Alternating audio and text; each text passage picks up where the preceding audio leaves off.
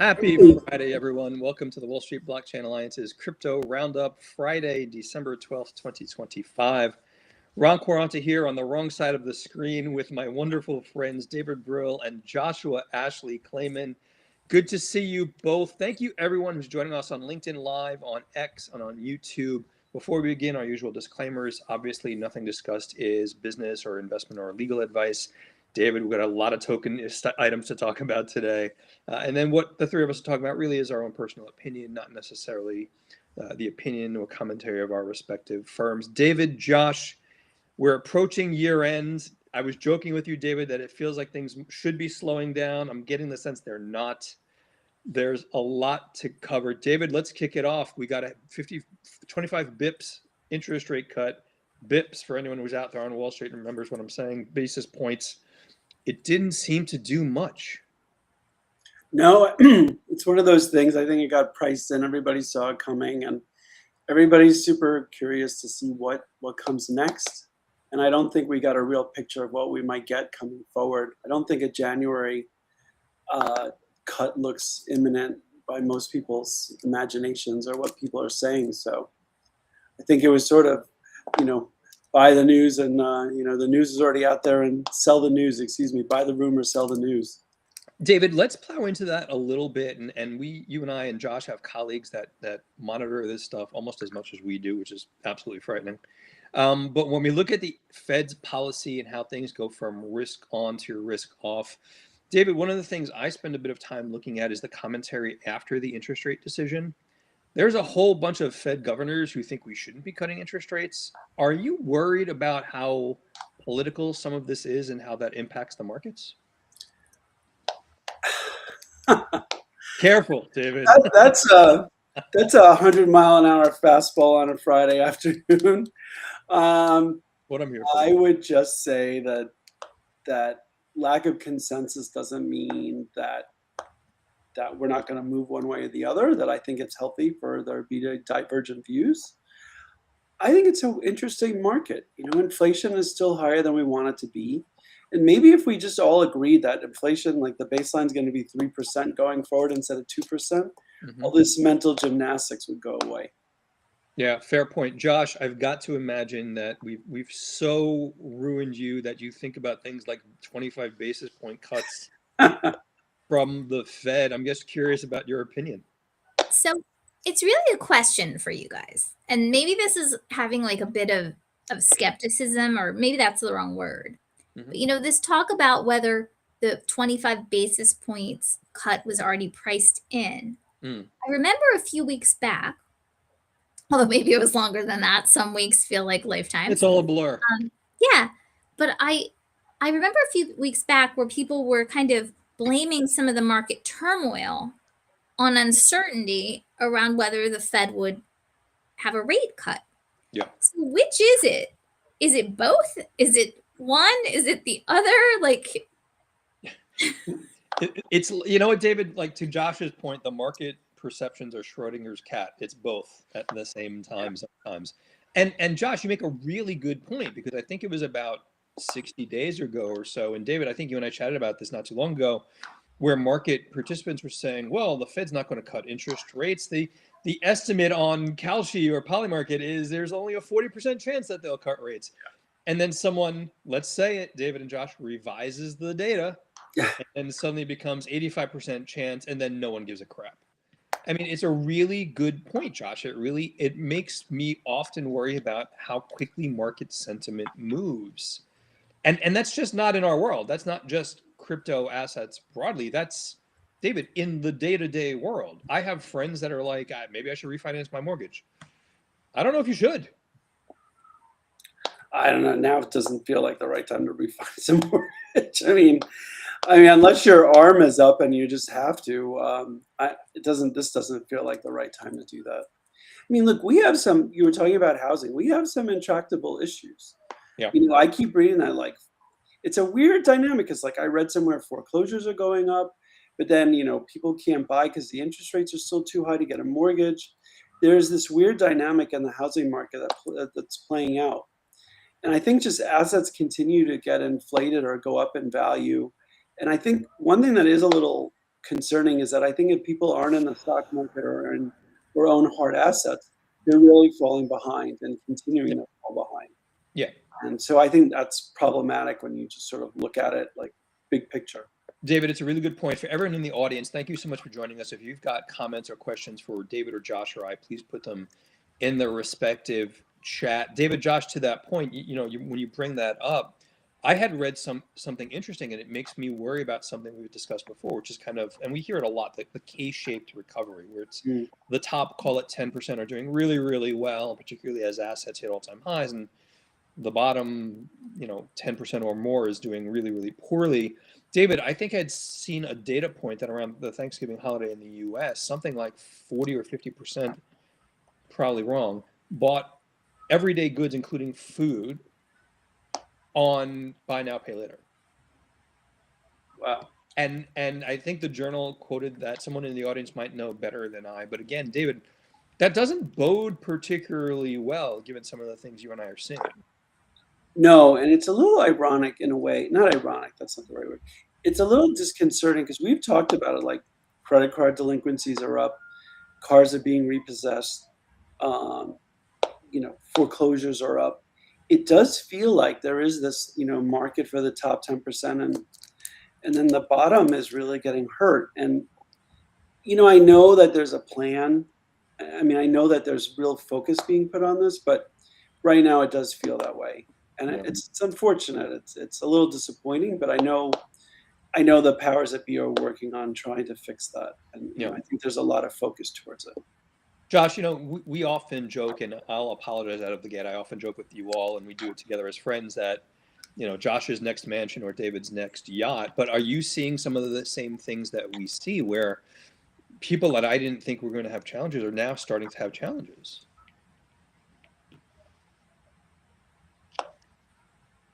You mean with buying homes, or with just in general? Generally this kind of lopsided economic activity? I mean, I'm not speechless. I don't know. I mean, I'm not sure that people are necessarily confiding in me if they are, right? Because maybe they're doing the buy now, pay later. Yeah, fair. So I think, but I do know, like, at least with what I've been seeing in New Jersey, the insurers, and I think that's been a gating item for people getting homes, is insurance requiring, really stringent, like, I think they want people to have like roofs that are no more than like 15 years old and things like that. I mean, all of that has an impact on the buying and selling of homes and stuff like that. I mean, I don't really know though as to the other point, but I will say, I just during this time I went back to look at when the NVIDIA earnings came out, and that was like November 19th or so. Yep. And that it was post that when we got that little bump, right? Because remember before that there was the scary words from others about AI being too bubble-like or too overblown. And then NVIDIA came out with its earnings, did really well. Although I know you and David had some insights about, what could be behind the curtains or in the future. Yeah. Not in terms of the AI itself, but just in terms of I wish, but yeah. The earnings. Yeah. And I think after that was when I think I still heard when people weren't saying, well, why aren't things better? Then people were saying, oh, well, because, uncertainty, like the rate cut. That's why the thing about, is it priced in? Maybe it was priced in like as of the past few days, but was it really priced in as of the past few weeks? I don't know. Yeah, I think in my mind, David and Josh, the priced in happens relatively quickly. It's not priced in and then it's locked in for 2 to 3 months. It's priced in, and next week it changed because we've priced in some new information. David, Josh raises a really interesting point, and I'm having this conversation more and more. Going off script, you brought up AI. First of all, let me say this, David. We've gotten her to watch earning reports from technology companies. I'm so happy and I'm so apologetic at the same time, Josh. No, I'm thankful. I know. But David, I one of the conversations I had the privilege of being at an event where I spoke in DC on a slightly different topic, but the topic that came up most often for us was AI and crypto. Mm. David, how tightly tied is the crypto asset world to what we broadly call the innovation cycle, right? Tons of money is being thrown at AI. That's great for risk on. That's great for innovation. That should be great for crypto. Is that kind of a myopic perspective? I think a lot of the money that's gone into AI might have gone into crypto before. Yeah. So it's a rotation. Yeah, and I also think that some of the companies that were, crypto data centers have been pivoting to AI, and some of those, companies have done really well this year. So I think AI might be, taking some of crypto's, liquidity, and Yeah. it's being put towards there, because I do hear people say to me, well, should I buy crypto, or should I buy, AI data centers or some Yeah. AI stocks? And it's a good point. It's a fair point. What really concerns me as we talk more about crypto now is, the altcoins have really just been out in the woodshed and have just, been lashed all year pretty much. Yep. And it is a concerning, because in some ways the altcoins are sort of like the next generation of innovation in crypto. Mm-hmm. And we're not really, we're seeing movement in some of them in terms of what they're accomplishing, but we're not really seeing that reflected in how they're trading. So, David, that's an interesting point. I shared with you both a data source that I had read earlier. Shall remain nameless. We all see different opinions and different perspectives. And I'm starting to hear the rumblings, David, of, well, there's a rotation out of Bitcoin into the alts. I don't see that, David. And I'm trying to understand why that perspective might be out there. There seems to be a broad, the leverage is washed out, it feels like, in the crypto markets, in large measure. But I don't see a rotation back into Bitcoin. I see it in gold. I see a rotation out of some of the AI stocks, honestly, that Josh referenced. We hit an all-time high yesterday, Yeah. but I think the tech heavies were down on the day. Where's the money going, David? Well, look, in previous cycles, David. Where's your money going? Listen, when David buys or sells, I panic, Josh, because I got to be watching. So in previous cycles, it used to be people would take their gains in Bitcoin and then buy altcoins. Yeah, right. But now you have ETF buyers who are just buying Bitcoin and holding on to it. Yeah. The sellers have been like the OG sellers who've had Bitcoin for 5 or 10 years. So we're not seeing that liquidity move into the altcoins. And then some of the liquidity for altcoins went to DETCOs. Yeah. Not all of it. So I just think, unfortunately, right now, we're not really seeing that. And I disagreed with some of the analysis that we saw today. I kind of think that, we might be headed for another leg lower, unfortunately. To where? Again, not investment advice, but just I'm interested in the numbers. Like, I don't know if we don't hold 88. Ron has his finger on Yeah. I'm ready to hit sell here. I mean, I think we're in a range between like 85 and 95. But boy, if we start pushing on the lower end of that range, 80 or 78 could be in the cards. This is what I get for telling Josh I've got a trading terminal right here. But you know what? I think here's where I want to make a segue, because we've talked about this. As pseudo bearish we might be on like the crypto assets right now. Yeah. Like, we should be super bullish on all the regulatory movement that's going on right now. Yes. 100%. I mean, I was just skipping ahead in the script, Josh. I was making a list of things this week that have gone on, and there's a lot. I mean, we could spend like 2 or 3 hours talking about all the things that happened, but I'll lead in with what just came this morning, that there were 5 preliminary trust charters that were granted.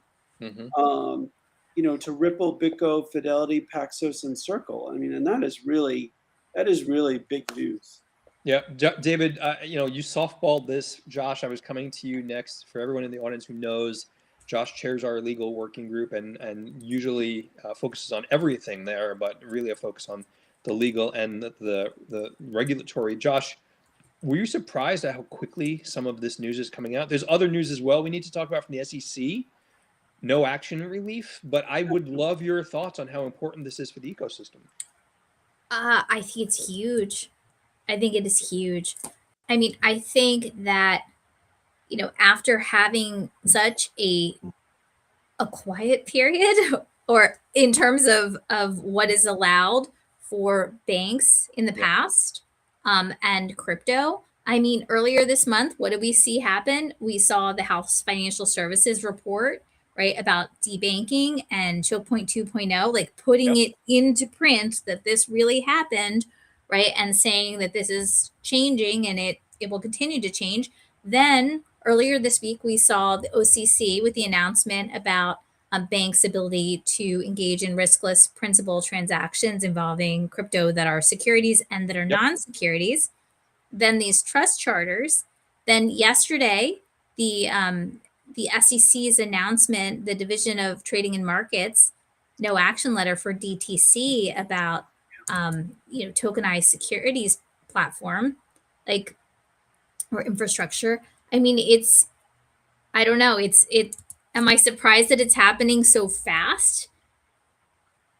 I don't know if it's fast or if it's slow, but it's all at once, it seems. Yeah. It feels like there was a lot of pent up activity that got delayed because, and I'm just going to say it, the government shutdown, I think, Josh, certainly delayed some of the action that we're seeing. And David, just come into this part of the conversation.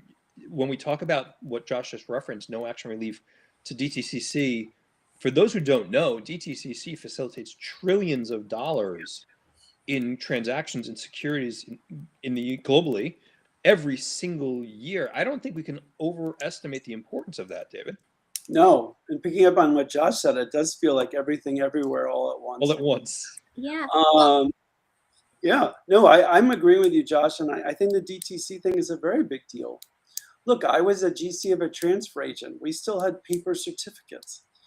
I used to get phone calls. People needed legends removed before M&A deals got done or subsequent to them.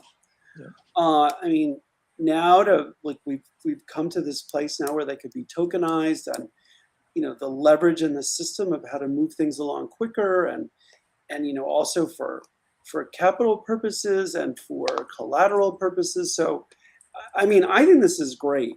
I think I heard somebody say the last couple of days, the only thing we have to be careful is be careful what you wish for, because it does feel like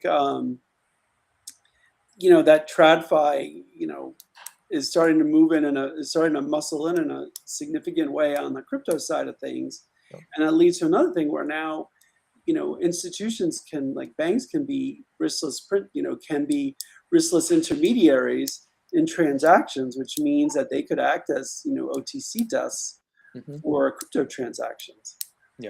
So there's a lot of movement, and we're seeing it happen really everything everywhere all at once. Yeah, Josh, you were going to say something, and I cut you off a bit earlier. Go ahead. Yeah, I guess one of the things I'm wondering is, and maybe there's not, I'm sure there isn't causation here, but I'm just wondering, it's just an interesting trajectory or lack thereof, perhaps.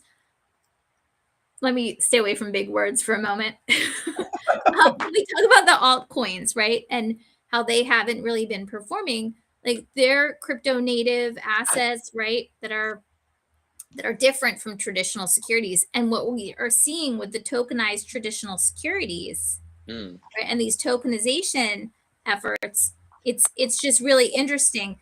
It's quite different.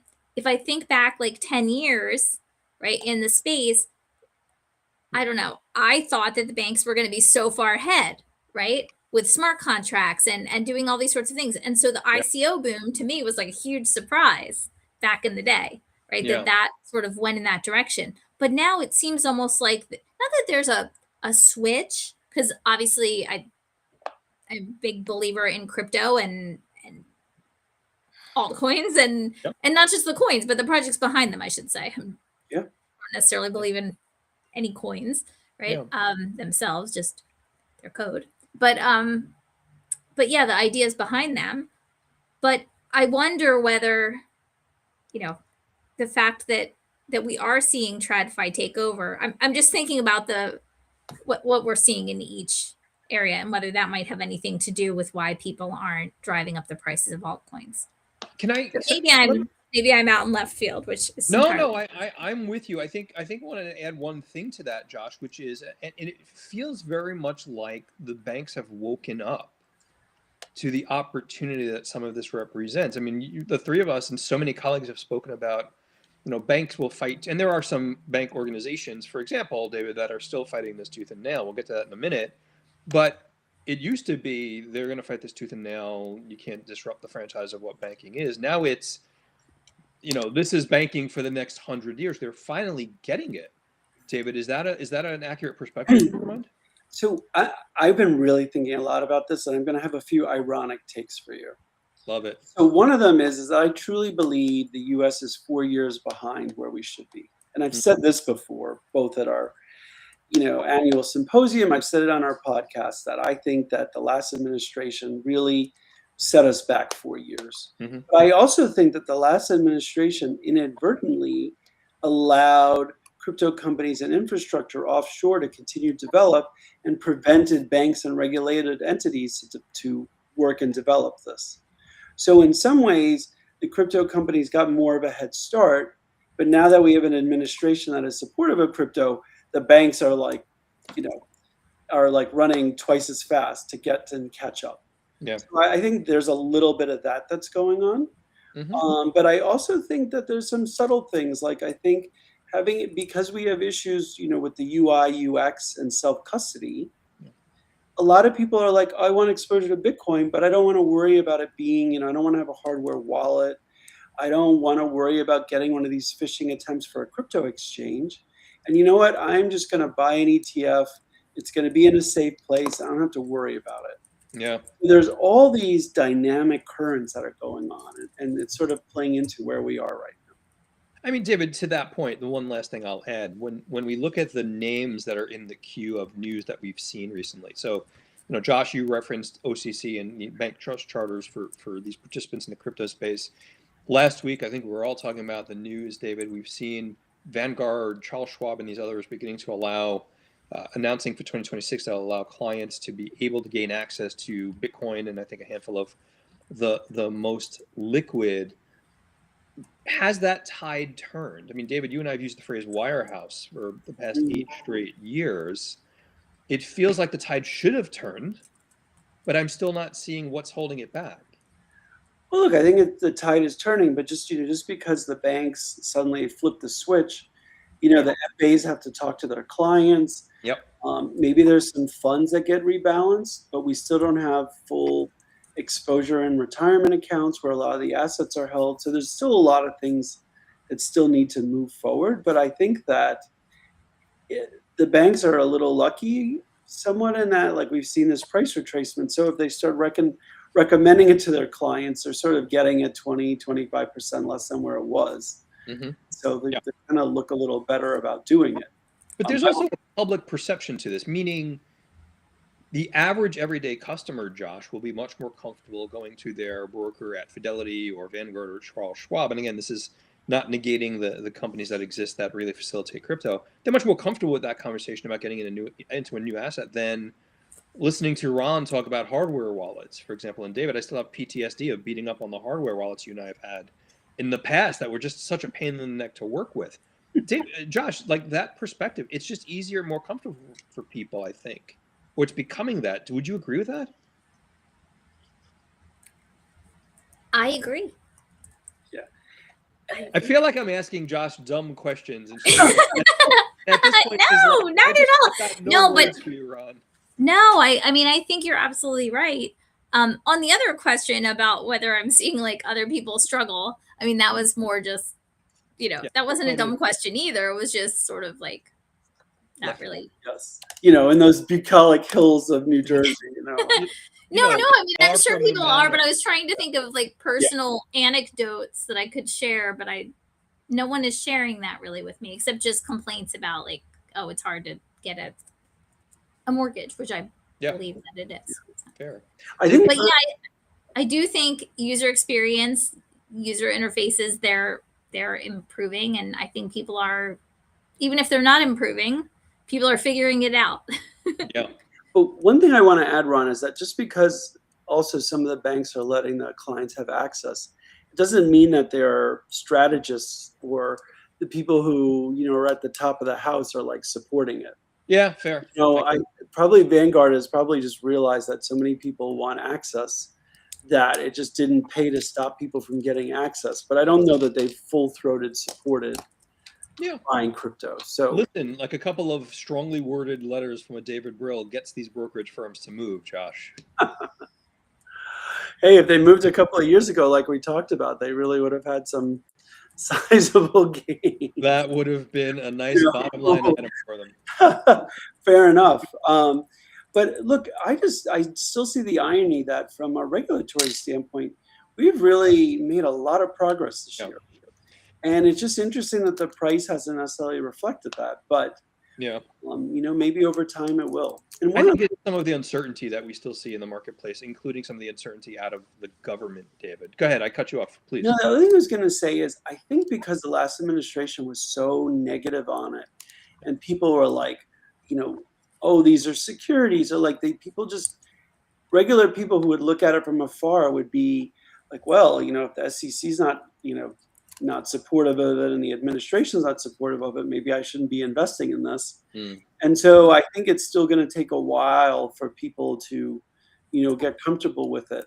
And even if they get FA's advice, maybe there's just some people who are like, you know what, I'm going to wait a while and see. And this is the other part of the 4 years that we probably lost. Yeah, no, agreed. David, you used the word irony. David, Josh, I've got to raise it to you. When we saw the news about the SEC, no action relief for DTCC, and some of the other pronouncements from the SEC, including things like dropping certain enforcement actions, and we can have that conversation.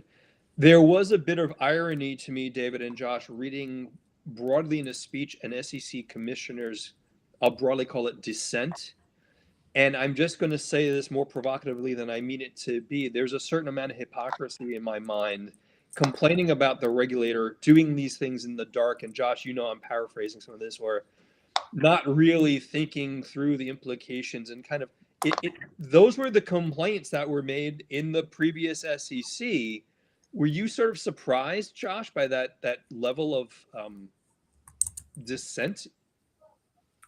I mean, I think that as was stated in one of your posed in one of your questions to David about the politicization. Yeah, I struggle with that one too. Of certain of these topics. Yes, I was surprised. And yet I wasn't surprised. Why? Just because, we've seen this before. Yes, exactly. Although I have heard, I don't know where this rumor has come from, and it is a rumor, unsubstantiated rumor, but I've been hearing rumors that Elizabeth Warren is going to flip on crypto. Sorry, that just came to mind. I have hold on a second. This. I gotta hold on to something for a split second. You and I are gonna talk about that offline, because that brings me to the next item up for bids in our conversation, Josh, which is, we've talked about, we haven't gotten to market structure, but it looks like Senator Warren and some others are really pushing back on any kind of market structure legislation. And David, I'm going to ask it, why do unions hate crypto suddenly? I have to tell you, if there's any time where somebody should stay in their lane, like the teachers' unions, with all the problems we have with schools in the U.S., talking about, oh, we shouldn't have a market structure bill. Like, really, you should have taken that money and effort and focused on like fixing our public schools, because literally I think my blood pressure went up 15 points when I read that letter, because look, like educating our children is so important. And I think universally, whatever side of the fence you're on, politically, it's been really a rough sled the last few years. For them to waste time and money to have written that letter, or even if it was ghost written for them and they put their letterhead on it, it just was breathless reading. Josh, I almost feel bad impacting David's blood pressure.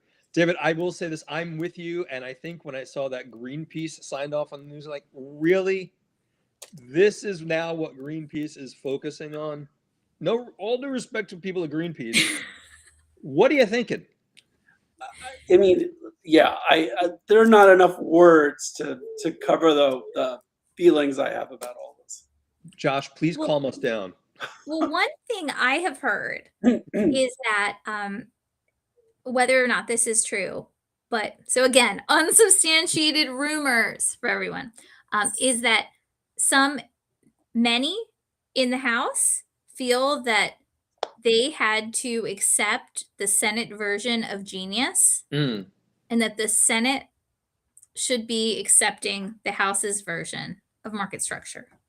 So I've been hearing rumblings of that. So I don't know whether that's true, whether if true, it means anything.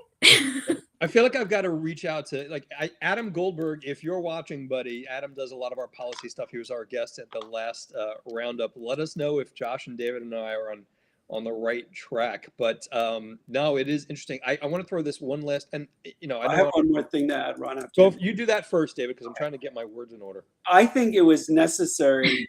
That order was necessary in order to get Genius approved. But I think it's going to be that the House is going to have to accept whatever the Senate compromises on clarity. I think the House is just going to have to accept that. I think that, and Adam alluded to this too, but I think that the administration is going to lean on the House, that if we get a deal in the Senate and we get the 60 votes, that the House is pretty much going to be strongly encouraged to accept what comes out of the Senate. Yeah, David, agreed. And there is a very well-known tech entrepreneur, I won't name because some people love him, some people hate him, whose perspective is that the most ironic outcome is the most likely. David, Josh, ironic outcome of the century, the head of the anti-crypto army flips in 2026 and supports crypto. That will be the most ironic outcome I could possibly imagine. I mean, look, I need to see it to believe it. And even if I did see it, I'd wonder if it was like some AI that created that. And I'd still need to triple verify it. But I'm going to go back to something we've all talked about. The money that was raised in this last election and the effects it had and the ongoing effects of the money raised and the influence, I think has been really important in moving legislators to become either at least open to it and willing to listen with a clear pair of eyes, or at least not to be so against it, because I think we saw how effective it was. No, totally agree. And again, we are coming up into an election year. Josh, alluding to your point, it might really make sense for certain people to become more supportive of crypto, especially if they can get some of the concessions around consumer protections that they've been talking about. Whatever that looks like and whatever kind of compromise. We use the word compromise for politics, David and Josh. Who would have thought it? I mean, look, ultimately, this is a technology ultimately, and this is certainly I'm not the first person saying this, obviously. This is ultimately a technology. This ultimately, ideally, wouldn't be so partisan, and it's becoming less partisan. But ultimately, this is to make us competitive in the banking, in the global financial ecosystem. And so regardless of people's hardened views in the past, I think you have to look and see what's being done now and the benefits of it, and try and get to a place that's reasonable. I've never felt the need that one party needed to be the champion and the other one dragged along. And hopefully this time around, it's really more more consensus and more, like Josh said, cooperation. David, one last thing I'll add to that. We have colleagues and friends in different parts of the world, Singapore, UAE. And I think part of that kind of calculus, David, is they're also looking and seeing at the kind of galloping ahead of innovation in certain of these locations and realizing U.S. needs to keep up. I think that's part of that kind of dynamic as well. And also, look, we've been in it long enough. Some of this isn't that complicated. No. I think some of the issues ultimately, if you think about the issues remaining right now, it's not that complicated as far as what the issues are. It's just how entrenched the parties are on their views of those issues. Yeah. We know how to do AML and KYC. It's to what extent we think it's necessary. Yeah. And so, look, I mean, I know I'm oversimplifying in some ways, but look, the ethics issue that's bouncing back and forth. I mean, other industries have ethics rules. Mm-hmm. I don't think these issues are intractable. It's just people have to come to some sort of consensus around them. Yeah. And the outcome of all of this, David, is that my wife's getting me a blood pressure machine for the holidays. You might want to get one. I have to say, if I see anything else from the teachers union, I really think that head emoji that goes like this, I literally thought it was an onion kind of like post on X when I first saw it. And then when I realized it was real, I was just like, I just can't. I'm sorry, buddy. I had to raise it. Josh, go ahead. So one of the things that hopefully this will like smooth out your lighten the mood, lower your blood pressure is one of the things I've been thinking about with respect to the DTC no action letter. I think back many, many years ago when we were all friends and all already doing this. But if you remember with Andrea Tiniano and the Delaware Blockchain Initiative, and then Caitlin Long and Mark Smith, right? Back in the day. Yep. I remember that there was a lot of focus, even in terms of like why you would want to have the Delaware Blockchain Initiative or these sorts of things and putting securities on a blockchain, as well as other things. And the example that was given was that case involving the shares, and now the name. Oh, what is it? It is a fruit company. Now, Dole? Dole. Thank you, Dole. Yes, it suddenly left my mind, and I was thinking Del Monte, but no, Dole. Yes, where there was I believe the shareholders drove suit, and then people had to bring notice of claims, and there were something like 30% more claims than there were actual shares. Yep. And those weren't like fraudulent claims; they were actual claims. And the reason that was given was the structure and how DTCC held, the securities on behalf of holders. And so I just think it is, just exciting and also so interesting that now we have this focus on tokenization, which, by the way, just in the past couple of weeks, the interest from banks in tokenization has skyrocketed, just in terms of like presentations being asked to give and other things like that. But it just makes me think back to that being sort of the rationale for why we need blockchain technology, right? Yep. And now we see them getting their own no action letter. So David and Josh once again proving that her knowledge in this space is encyclopedic. I had forgotten the Dole Delaware blockchain conversation from a few years back. And shout out to Andrea, by the way. It's been too long. She's amazing. And Caitlin Long and all of the folks that have been focused on that for many, many years. I want to wrap up with one other thing, and I don't mean it to be a down note, but there was a court rendering of sentence in this space. The Terra founder was given a prison sentence, and again, look, it's not nice to see anyone go to prison given the world that we operate in. But the truth of the matter is, I feel like the last of the fraudulent things is also being swept away in this space. And as weird as this is going to sound, David, I feel like for the industry and the earnest participants in it, that's a good thing. Am I looking at it wrong? No, I think it's good to close the chapter on that. The cascading effects from that failure and the impact it had on a lot of companies was really hurtful to the industry. So I think it's good to close that chapter. I do think there are a couple of other bad actors that do need to be addressed that are still sort of out in the wild. And I think once they're addressed also, I think we'll kind of close the chapter. But, we also have to remember that some of these frauds are not, this one was more of a crypto fraud, but the issue with SBF wasn't so much a crypto fraud. It was really just using value impermissibly.